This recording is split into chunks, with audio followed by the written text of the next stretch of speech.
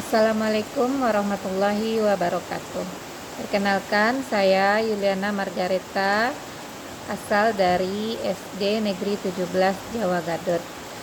Untuk tugas 3A yaitu pengambilan keputusan. Kasus 4, di perpustakaan sekolah, Rara sedang bertugas sebagai petugas piket kebersihan kelas. Saat sedang merapikan meja, ia menemukan sebuah dompet berisi uang di bawah kursi. Tanpa pikir panjang, Rara mengambil dompet tersebut dan menyimpannya di tasnya. Menganggap itu adalah rejeki nomplok karena tidak ada orang lain yang melihat. Beberapa saat kemudian terdengar pengumuman dari Bu Sri, guru pustakawan, bahwa Nina, salah satu siswa kelas lain, kehilangan dompetnya saat membaca buku di perpustakaan. Assalamualaikum warahmatullahi wabarakatuh. Langkah ke-9. Pelajaran apa yang Ibu atau Bapak dapatkan dari pengambilan keputusan ini dan bagaimana pelajaran tersebut dapat memperbaiki pengambilan keputusan Ibu atau Bapak di kemudian hari? Pelajaran yang didapatkan dari kasus ini adalah yang pertama, dilema moral tidak selalu memiliki solusi hitam putih. Terkadang pendekatan yang paling bijak adalah yang melibatkan empati dan komunikasi, bukan hanya penegakan aturan. Yang kedua, kejujuran adalah fondasi persahabatan yang kuat. Persahabatan sejati harus mampu menahan guncangan akibat ketidaknyamanan sementara demi kebaikan jangka panjang.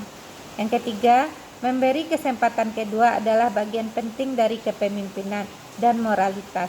Daripada langsung menghukum, memberikan kesempatan kedua kepada seseorang untuk memperbaiki kesalahannya adalah pilihan yang lebih baik, terutama bagi seorang anak yang sedang belajar. Terima kasih.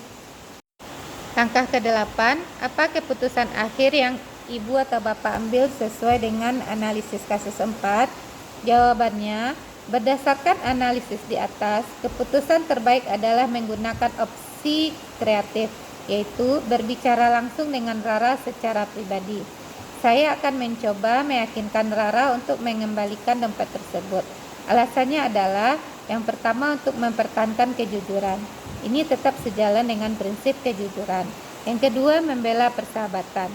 Ini memberikan kesempatan kepada Rara untuk memperbaiki kesalahannya dan menjaga hubungan.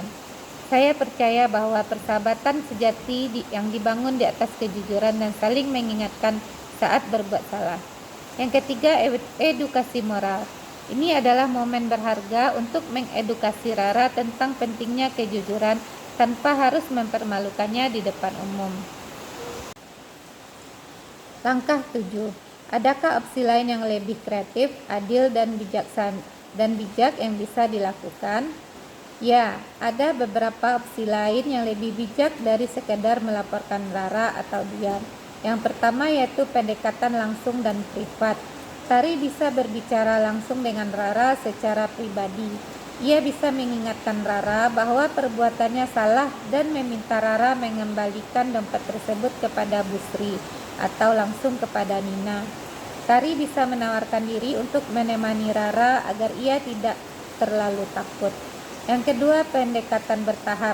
Jika Rara menolak, Tari bisa memberitahu Bu Sri bahwa ia menemukan dompet itu di suatu tempat di perpustakaan tanpa menyebutkan nama Rara. Ini bisa menjadi cara untuk mengembalikan dompet sambil meminimalkan kerusakan hubungan dengan Rara. Ketiga, pendekatan melibatkan orang ketiga. Tari bisa meminta nasihat dari guru atau orang dewasa yang ia percaya tanpa harus menyebut nama Rara secara langsung untuk mencari jalan keluar yang paling baik. Langkah 5, pengujian benar lawan benar yang mana bisa dilakukan. Nah, kasus ini mencerminkan paradigma keadilan versus rasa kasihan. Yang pertama, keadilan. Sisi ini menuntut Tari untuk bertindak adil dan jujur dengan melaporkan Rara agar dompet Nina dapat kembali. Ini adalah tindakan yang benar sesuai aturan. Yang kedua yaitu rasa kasihan. Sisi ini membuat Tari merasa kasihan kepada Rara dan hubungannya dengan Rara. Tari ingin menjaga persahabatan mereka dan tidak ingin menyakiti Rara. Rasa kasihan ini adalah motivasi untuk diam. Yang keenam, prinsip resolusi mana yang bisa dilakukan? Prinsip resolusi yang paling relevan untuk kasus ini adalah berpikir berbasis peraturan atau rule-based thinking.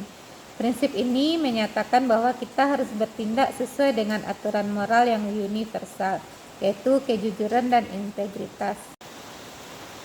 Langkah 4 yaitu pengujian benar atau salah yang mana bisa dilakukan.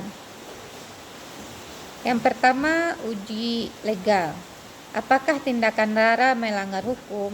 Ya, karena Rara mengambil barang orang lain yang merupakan tindakan pencurian. Yang kedua, uji regulasi. Apakah tindakan tersebut melanggar aturan sekolah? Jawabannya ya. Biasanya sekolah melarang mengambil milik orang lain. Yang ketiga, uji intuisi.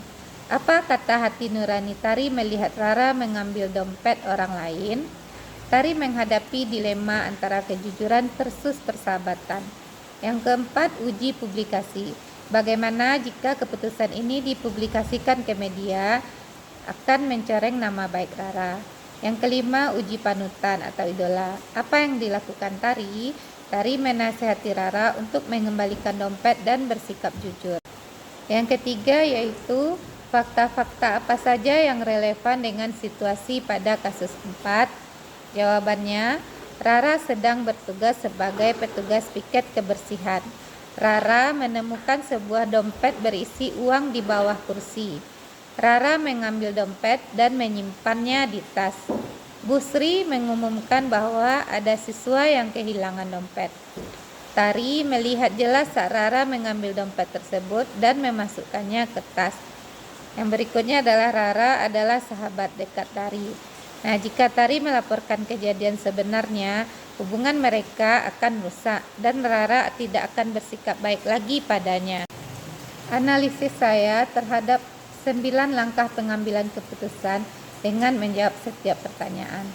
Langkah pertama, apa saja nilai-nilai yang saling bertentangan dalam kasus 4?